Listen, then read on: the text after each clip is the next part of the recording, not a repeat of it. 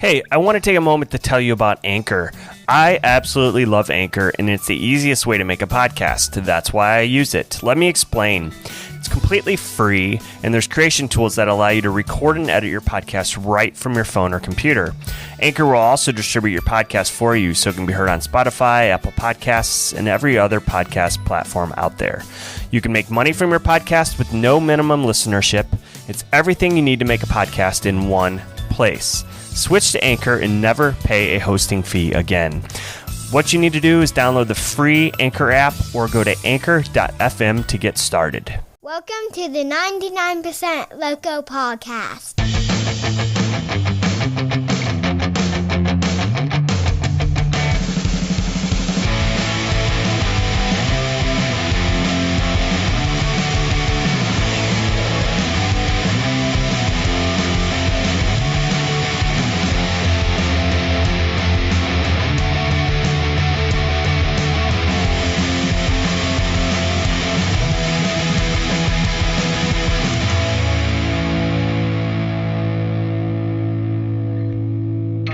Hey there, podcast family. Welcome to another week of the podcast. This week brings us to episode number 54. Whether you're new or a longtime listener, let me tell you a little bit about this podcast. Each episode, me, your host, Chris Green, is bringing stories of Nashville and Middle Tennessee-based entrepreneurs, business owners, authors, musicians, and other creators. Everybody has a story, their own unique upbringing, and a passion for why they're doing what they're doing. I personally love the sense of community around Nashville and get my kicks from sharing these stories. This week's guests are Solorio and Dustin Johnson. This duo makes up the Nashville Flippers. It might sound like a sports team, but not close at all, and their name has absolutely nothing to do with dolphins. Ray and Dustin are just a couple guys who reside near Hendersonville, Tennessee, and they are in the world of retail, reselling, and flipping, and sharing their adventures online with the mission of helping other people find treasures and flip them for some quick cash. Whether these items come from local bargain stores, the Goodwill, your local Walmart or Target clearance aisles, and even garage sales. Retail flipping is a relatively simple concept. You purchase a product for a lower or slightly discounted price, and then sell the same product at a higher price, therefore flipping it for a profit. If you do a Google search on flipping or making money online, you're going to come across a ton of articles of individuals who have made money well into the six figures. Ray and Dustin might be well on their way to that point, and as you're going to find out, they definitely have the skill and know how to get there. How can you check out what the Nashville Flippers are doing and see the content that they are creating from their bargain finds? Well, they have been sharing their weekly reselling adventures on YouTube and TikTok. The links to those will be included in the show notes for this episode. So let's get into it. Here's my conversation with Ray and Dustin, the Nashville Flippers. Yeah, guys, I'm excited to have you on here. You guys go by the Nashville Flippers. You guys are sharing your reselling adventures online, social media specifically, and that's how I found you guys. You're doing the YouTube thing, the TikTok thing. So welcome and thanks for doing this. Yeah, definitely appreciate it, Chris. Yeah, so when most hear the word flipping, they think renovated houses, big upfront investments, et cetera. But to me, most flippers are those folks who buy and resell really any item for a profit, or are part-time hustlers who scavenge thrift shops, yard sales, local flea markets for secondhand gems. So is that kind of what you guys are doing? Yeah, I would say so.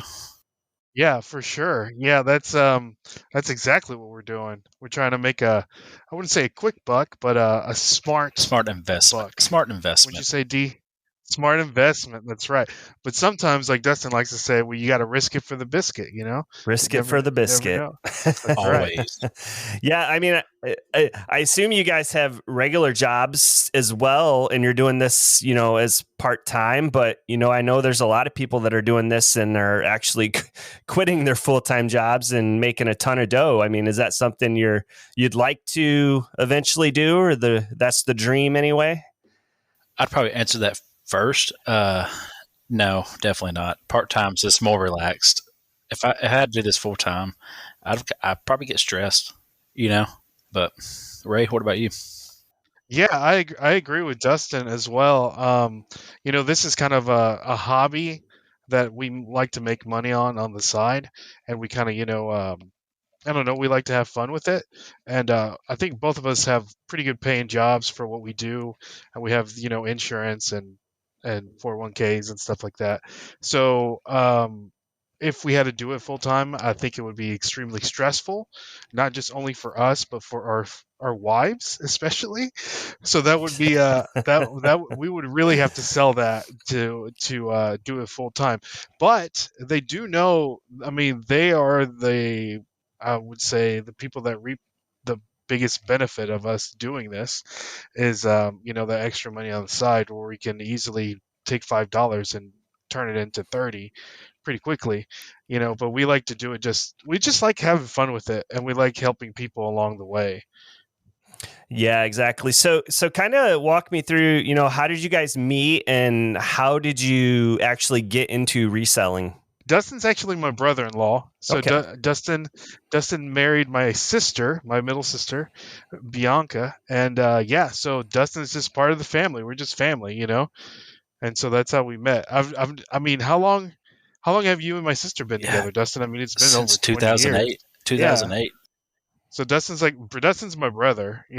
I don't literally. consider him my Gotcha. brother-in-law. Yeah. He's just my bro. Mm-hmm. But what was the second part of your question? I'm sorry. No worries. How did you guys get interested or get into reselling, or is that something you've, kind of always done? Yeah, that's a great question. I know that I was dabbling in it a little bit, probably back in 2010 to 2011. Just I used to collect a lot of just sneakers in general, and I would always buy multiple pairs, one to keep and one to resell, so I would make money off of that and basically not have to pay for the pair that I'm you know that I'm that I have for myself. So later on, I think it was 2017 to when we really started, up Yep. and going. As I started, just through different social media things, like Gary Vee and other influencers out there saying, "Hey, you can make money doing this." I'm like, "Yeah, you can make money doing that. I've done that before." So Dustin and I actually started going to you know, dollar stores, and like we have a store called Five Below, which they're everywhere, which Yeah. is everything's like $5 or below. So we would just go in the stores and start like scanning stuff to see what we could make profit on. $5 and maybe sell it for 15. Not a lot of profit, but just a little bit, because at the time we only wanted to pay for the extra stuff that was coming out every month, like Hulu, Netflix, the WWE network, things like that, and then we saw it and we're like, wow, you can actually make more than, the $20-$30 a month that we want to make. And then we just started, you know, the ball started rolling, and we got to going to yard sales and thrift stores and just educating ourselves. And there was a store here close to us called Bargain Hunt, and it's kind of like a scratch and dent kind of store. And now it's not that good, but before, man, we used to come out of there with like stacks of video games for like $2. Toys, video games, Oh, it was you so name it. good. And Yeah. we could flip those video games for like $20 to $30 and pay $2. So that was like prime time, But then when we discovered this bin store, that it's like liquidation goods, that things get returned, or shelf pulls from different retailers like Target, Home Depot, Amazon, and you never know what you're gonna find in those stores. And we found awesome things. Like our other brother-in-law, Tim, last week, or I don't know, a couple weeks ago, his coworker found, what was it, Dustin? It was like It was a graphics card. a graphics card. That's right. It was a Asus graphics card. Yeah. Well, it was an Aces graphics card, and his coworker found it, and she doesn't resell. And she told him, "Hey, why don't you sell this for me, and you can keep 25%." He ended up selling it for $2,400. Is that Yep. correct? Oh, wow. It was Yeah. $2,300 plus 25 ship. He sold it for. Yeah, and she paid $5 for it, and he got to keep 25% of it just to sell it. Nice. Yeah, so I mean, people, and that's what we wanted to do in 2017, Right. when we're like, "Hey, Dustin, we're doing pretty good at this. How can we share it with people, and that's when Exactly. we started creating YouTube and just different content to share, just to let people know it's like, hey, you can make a little extra cash just by doing this, you know. So we actually stumbled upon the bin store, Mm-hmm. we call it. The Ben store. And we heard about rumors about it. And I was like, me and our other brother-in-law, Tim, me and him went out on Sunday. Just go check it out, scope it, see what it was all about. Found a couple things. It was like a couple Catan board games. Sent it to Ray. He's like, dude, we got to check it out on Restock. And it was, after that, it was all said and done. We've been there almost every Saturday. Yep. Yeah. Haven't missed a beat. So, yeah. So is this like where's this store at, or is this like a deep top secret store that only? No, it's not deep top secret. It's they got an Instagram. It's called Give Me a Five. But it's they're just in random locations. Mm-hmm. Like they're all around. I think. Yeah. There's a couple of them different ones called $5 Treasures. Yeah. Give Me Five. I don't know what other ones are. There could be tons, and we just don't know about. Yeah, so let me ask you that. I mean, you've been doing this for a handful of years, you said. I mean, what have you found to be the best sources for, the products you're buying? You mentioned you go to thrift stores. I've seen you go to yard sales on social media, these liquidation stores. I was curious to ask you too, and we can talk about this more, but I saw references to something called is it We Bargain or Y Bargain? We Bargain. So let me go back to my original question. What kind of stores are you finding the best for the products that you're flipping? I'd have to say Give Me Five. Give Me Five. Yeah. Give Me Five is solid.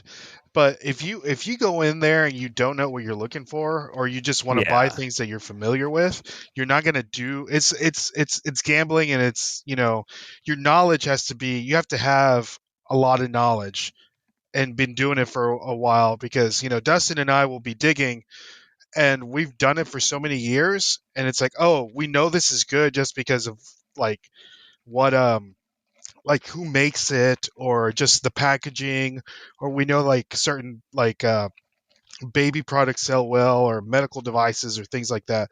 Like we know that we've sold before and we have experience with.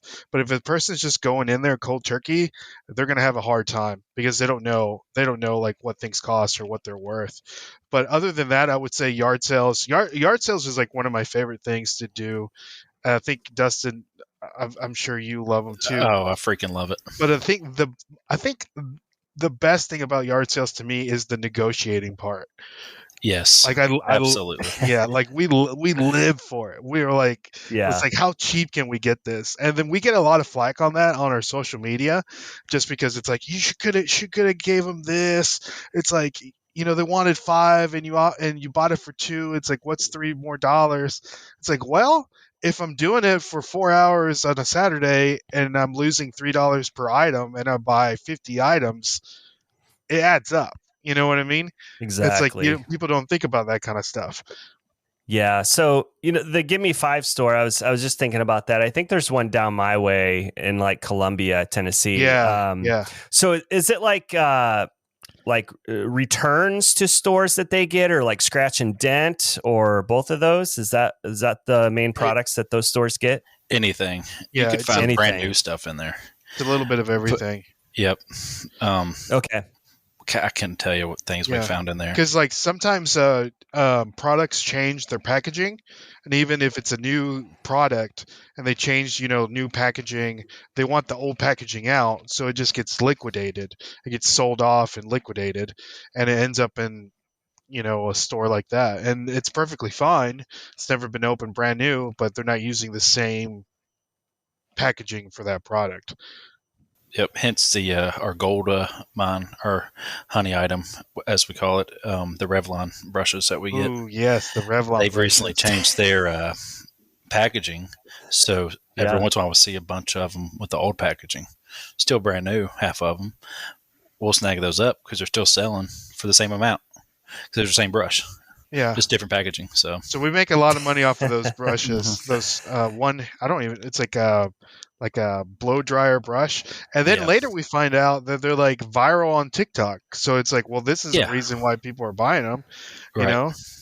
That's crazy. Yeah, the hair product stuff. My wife just bought some fancy hair straightener, and she told me it's this much. I'm like, what? Are you kidding me? I bet it's a she. I bet it's a she. That's exactly what it is. I bet it's Yeah. a she, and it's like some different ceramic plates that you can put on there. Yep. No, it just goes back to what you said, how long you've been doing it and knowing what you're looking for, and I would only imagine to try to do it full time, the stress you mentioned, it takes a lot of time, dedication, and patience. Your lifestyle really has to match doing that and being committed to that. So, do you guys only like look for certain types of products, like only like games or toys, or, is it pretty much anything? So we started out looking for what we were familiar with when we first started going to Give Me Five. Yeah. Or anywhere, Goodwill, you name it. But we'd look for video games, toys that we're familiar with, electronics, but we learned that it was hard to find, a lot of stuff. So as we, had more experience, got familiar with everything, we just broadened our just like everything that we would look for. And that's helped a ton. Even with, one of the things, and you gotta love what you're selling, because Exactly. they're also just sit in a pile for the end of time. You mean that death pile you got in the garage? Exactly. Yeah. So like with me, I hate selling any kind of clothes. I just think it's boring, unless it's something Agreed. like vintage sportswear or vintage band Jerseys. T-shirts or jerseys, stuff like that. But if I'm buying like a polo shirt, even if I get it at a good price and I can make money off of it, I'm not excited to list it and sell it. So it just sits there. So I would recommend, if people start off, buy things that you're familiar with and that you like yourself, or even sell stuff at the house. That's for sure. That's where you start your, I guess your income for your reselling business. What's your guys' favorite thing to, a cool find, or like a diamond in the rough that you find that's, maybe the best item that you guys can flip for a profit? Or maybe category of products. You want to tell them about the video game you found at Goodwill that one time, Dustin? Okay. So I found this. This is back when the COVID first started and stuff started opening back up. So people were donating a lot of stuff at Goodwill, and there's a lot of good stuff to be found in there. Came across a stack of GameCube games. I was like, okay, some of these can go good. Started scanning, came across this one, and it was $200 sold. $200. I got it for $1.99. It was called this game called Spirits and Spells. Never heard of it, never played it, but it sold for $200. Wow. It was insane. And Nice. that's what makes it fun. You just never know what you're going to find. If you walk into a Goodwill, walk into a Give Me Five, you never know what you're going to find. Even other places like Walmart, Bargain Hunt, which I haven't been there in a while, but still, you just never know what you're going to find. We'll get back to my chat with Ray and Dustin in a moment. You made it this far in the podcast, so obviously you like this podcast. Can I ask you to do one or two quick things to help support this podcast? Number one, tell a friend about this podcast. Number two, buy me a cup of coffee. Yes, just a cup of coffee. You can do that at 99percentlocalpod.com and click on contribute. Down the road, if we ever have a chance to get together in person for a real cup of coffee, I'll maybe bring you a podcast t-shirt. All right, back to the discussion. Yeah, this goes back to my question, or not my question, but what we talked about, just knowing what you're looking for. But how do you guys, know how much something's worth or how much you can sell it for? Like, what kind of tools or apps do you use for that? That's a great question. I know that your best friend is the eBay app on your phone. If you're selling it through eBay, the good thing about the eBay app, it has like a barcode scanner, and then you can actually scan the UPC number on any product, and then it'll bring it up. It'll bring up the listings, the current listings of what they're selling for, but those are usually skewed because people think that something is worth something, but that doesn't mean that's what people are buying it for. So you can actually filter through the app once you scan it or look in it or manually enter it in, and you can filter it to completed and sold items, and then from there it gives you a breakdown from most recent sales what those items were selling for, and then it gives you an average, and then from there you can fluctuate, you can determine what you want to sell it for from the prices that you bought it for, or if you even want to buy it, after shipping and all that, to see if you're gonna net the amount that you want it at. So it's actually not hard. You just got to understand the way things are, the supply and demand kind of thing on the product that you're trying to buy. Yeah, Ray, I think I caught a live stream you did, and you were talking about Google Lens, I think. Yeah. And some call that the coolest app you aren't using. How do you use that in what you guys are doing? Well, sometimes you, like, for example, I was at Goodwill last week and I found, digging through the toys, sometimes you come across a toy that you have no idea what it is. It's either a vintage toy or it's a part of a toy or something like that. And then it doesn't have a make. It doesn't have, what it belongs to, if it's a Star Wars toy or a Marvel toy or any kind of model number or anything. You can just take out the Google Lens, put it up there, and it basically does an image search through Google, and then it pops up what it is, and then from there you know what it is, and you can run it through eBay and see what the sold comps are. Okay, I got you. So it helps you really just identify what a product is. Yeah, if you're not familiar. Sure. And yeah, exactly. Yeah. I mean, I know what the app is. I just haven't used it or really know what to use it for. So that's good to know. Yeah. All right, so I have to ask Pokemon cards. Yeah. I don't get it. I was talking to my 10-year-old daughter about it, and I was like, "What is the deal with these Pokemon cards? Why are people like lining up to get them, and why are they so expensive?" So explain that to me. I think it's just in general, just the trading card market in general. Yeah. Not just Pokemon cards, basketball cards, football cards, just any kind of collectible trading cards right now. Is that I think it's just it was the perfect storm to, like, with COVID and people getting the unemployment benefits and boosted unemployment benefits, and people just sitting at home and being bored and just getting back to hobbies that they might have had when they were kids, and they had all this extra money, and then started investing in it. And then you have influencers like Logan Paul opening up first edition base set box live on YouTube, and things like that. But I mean, just like anything, it's a collectible. It's something that is never going to happen anymore. And Pokemon was such a big thing back in the day. And people, like with me, like Dustin and I'm 34, and Dustin's, what are you, like 31, D? Be 32 next week. 32, let's go. So we're like at that perfect age where like the whole Pokemon phenomenon happened when we were kids. And so now we're adults with jobs and adult money. And so what better thing to do is to buy things that we used to buy when we were children, and really, start investing in that. And then, a lot of people don't understand that Pokemon in general is the number one selling IP in the world, over Marvel, over Star Wars, over anything, and it's not, I don't think it's going away anytime soon. No. So you can get, like a first edition Charizard, you can get it graded and all that stuff. And it's an investment. And some people have, started buying these cards like stocks, to where they're not just one person owns a card, it's like multiple people own that card because they're using it for investments for the future. Like you have like different firms like buying pieces of these cards, that are, they're going to be collectible over time. So yeah, that's crazy. But there's a lot of money in there, and new sets, and there's rarities, and different, chase cards in each packs and sets, and people are just trying to get the one card out of the set that may be worth money, Takes forever. Yeah. Learned that firsthand for sure. But when you do pull it, it's worth it 100%.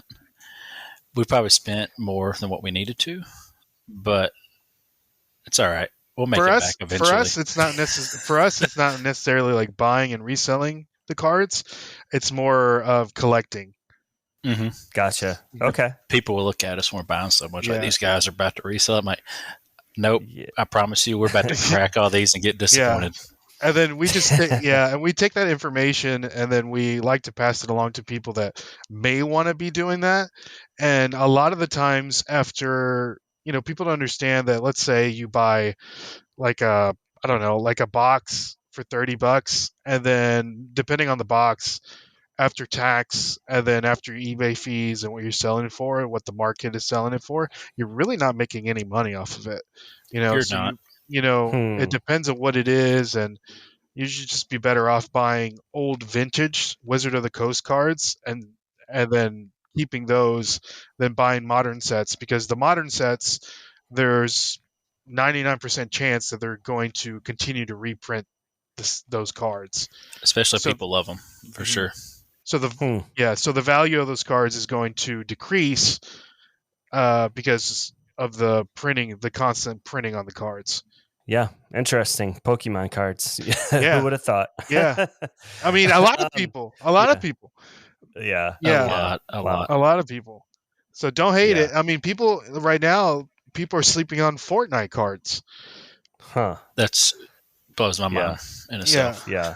Yeah, that's a little crazy too. So, yeah. Do you guys run into, like, when you're doing your hunting, do you run into like knockoffs of products that aren't the real thing at all? Like, Oh yeah, all the time. All the time. I got a great example. This past weekend, found a couple of Super Smash Bros. N64 cartridges. Oh, great example, Dustin. Yeah. Weren't the real thing. Me and Ray looked it up. He looked up real versus fake. It was obviously the fake one, based off the back of what the Nintendo, how it was written out, and I guess the I was rounded instead of squared, as on the original one. But they were still selling on eBay as considered reproduction cartridges for $25. So I had to get them. Yeah, because a legit N64 Smash Brothers on eBay is selling for like $90. So people would rather buy the repos than the new ones, just to save some cash. Yeah, I mean that's kind of like a legit knockoff, I guess. It still works, right? But I mean, have you run into anything like, I'm surely you guys know well enough not to buy something, but like anything else? I mean, I think of like going to like a flea market and there's like knockoff shoes or something. I mean, is that stuff easy for you guys to identify when you see stuff? Yeah, Dustin found a Gucci was a Louis Vuitton cell phone case this weekend too. Obviously fake. But yeah. We found Supreme those like pouches people go nuts over. We found some fake ones, but even the fake ones are still going like $40-$50. We've come across board games that are fake. Yeah, I've came across one. It was like the Cards Against Humanity. It was so legit that you couldn't even tell, but like the C was off, and I got pinned for it on eBay one time and got the item taken down. Okay. So there's some of the fake stuff is legit. Yeah, we run into a lot of fake board games, don't we, Dustin? We do. I've just thought about that. More than others we haven't had issues with, but they're out there. There's a counterfeit for everything, or a fake for everything. Like there's exactly. fake Pokemon cards out there, but people still buying those for $50, which is insane. Because we ran into fake Pokemon cards this weekend also, and they're, I mean, fake ones are selling for like $30. But then Dustin brought up a great point that maybe the people that are actually playing the card game want to use that card to play, but they don't want to play with the real one because it's worth $500. So they rather play with the reproduction one than to play with the regular one. What advice would you give for someone who wanted to start, getting into this and trying this flipping and reselling online? That's a great question. Just to piggyback off of what Dustin was saying earlier, is that for anybody that wants to start selling things online, especially on eBay, is go through your house and then look for things that you don't use anymore. And then sell that, get some experience, because you're going to be making mistakes. Everyone makes mistakes, especially if you've never done it before. And then learn from those mistakes, and then actually then start using the money that you made through the stuff that you already had, and then use that money to invest it and actually go and buy a product, and then just watch YouTube videos, listen to podcasts, just keep constantly learning. I mean, Dustin and I, we're constantly like finding new things out like each and every week. So Yeah. that would be my advice, is to start looking around your house for stuff that you don't use anymore, crap that you've had forever, and there's probably a lot of money in some things, that people just don't know. They just don't know that they have, Exactly. Going back to, you said watching YouTube videos. I mean, are there books and things out there too on flipping? And maybe you guys should make one. That's a good idea. I'm sure Yeah. there is. There has to be. Yeah, I'm sure there is. I know a lot of people, and here's the thing about us. A lot of people, especially YouTubers or people in general, they want to, make some money or whatever. So after a while, your whole thing is like, hey, watch me do this, watch me make $50,000 in a month. And it's like, buy my course for $100, you know? So it's like, it's kind of taking advantage of people a little bit, but everything that you want to learn is out there for free. You just got to work for it. And then that's the thing that Dustin and I want to do, is give the people all the tools to succeed, but people just still don't want to do it. Like, people get mad at us, other people that do the same thing that we're doing, reselling.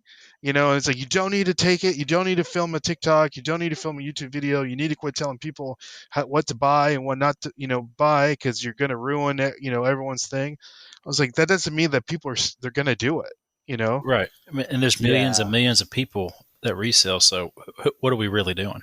I mean, share it with whoever. I mean, there's people that are going to do it. There's people that are going to try it and not like it.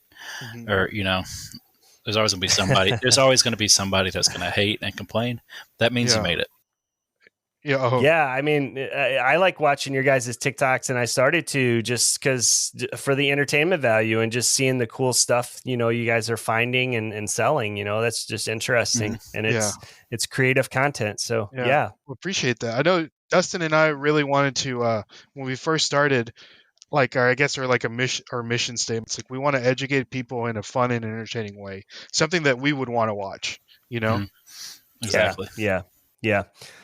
So before we get close to wrapping up here, I wanted to go back. I asked about that We Bargain. Yes.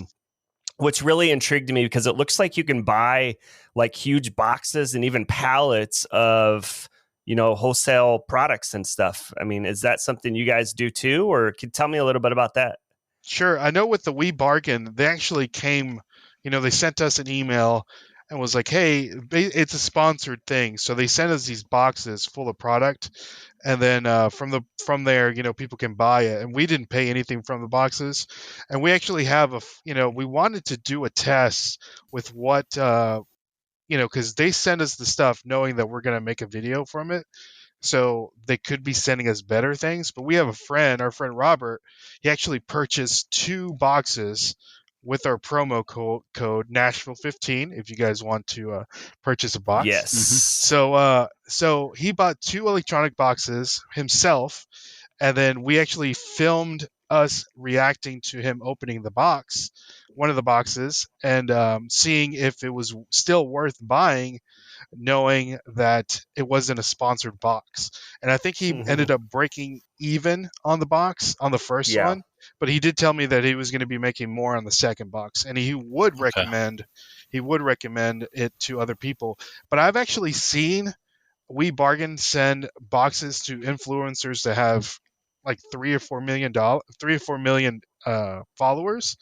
Yep. And there's like Nintendo Switches in there, like iPads, which is like, clearly, they stick that stuff in there so people can see it and then want to buy a box. Yeah, exactly. So that's a little, but you have to know, you got to be smart and do your research to know what you're buying. And to answer your palette question, Dustin and I have done that before.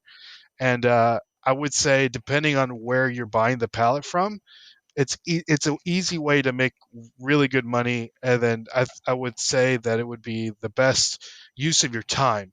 Wouldn't you say, Dustin? I would agree, because you can get, probably honestly a month's worth of inventory in one round on a Saturday at a pallet place. We got 2 small pallets, one each, and we've easily tripled, quadrupled our money off of it. which was insane. So we need to do it again soon. Yeah. Not sure when, maybe sometime this summer, but It's just you got to have the capital to buy it, and that's the only, that's one of the only issues. And then I would recommend going somewhere where you actually can see the physical pallet and what's in it, and then buying it online. Because you can go to websites like Wholesale Ninjas and Bulk.com and other places that you can sell pallet or buy pallets, and you don't know what's going to be actually, even if there's like a manifest, it could be broken or it could be, I don't know, just jacked up, So I would, we would recommend that you go somewhere where you can actually physically see what you're getting. Got to touch it. That's touch one thing, it, baby. That's why we like Give Me 5 so much, because you can actually test what you're getting. You can actually look at it, see if it works before you buy. That's one thing I like about that. Yeah, exactly. So when you guys aren't flipping and working your regular jobs, what are you guys doing? Cracking packs. Yeah, opening up Pokemon cards. playing Xbox, playing golf, pretty. Gotcha. Try to play some golf as much as I can. Yeah. Stuff like what area in Nashville are you guys in?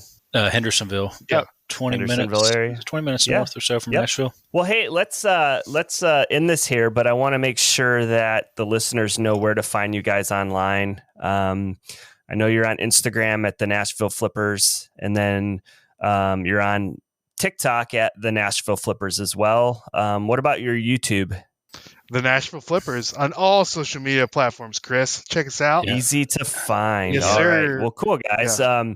I've definitely learned a lot. I was excited. Like I said, I've been watching you guys for a while, and I'm like, I got to get these guys on. It's an interesting story. You guys are trying to help other people while you're doing your thing. So thanks for letting me share what you guys are doing. Thank you, brother. Yeah, definitely much appreciated having us on. Well, there you go. I really hope you enjoyed this episode. As always, thank you for listening. If you'd like to get a hold of me, I'd love to hear from you. You can email me directly at 99percentlocalpod@gmail.com. Or you can actually drop by the contact page on the website and send a voice message that may appear in a future episode. You can find the website at 99percentlocalpod.com. While you're there, make sure you catch up on all of those past episodes that you might have missed. If you'd like to support the show, you can do it in a few different ways. Please follow the podcast on Instagram and Facebook at 99percentlocalpod. Leave a review wherever you listen to the podcast. And the best thing you can possibly do is share the podcast with your friends who might want to check it out. Lastly, consider contributing to the podcast on a one-time or ongoing basis. All contributions that I receive, 10% of that goes to the Well Outreach Food Pantry in Spring Hill, Tennessee. Well, until next week, stay safe and be kind to those around you.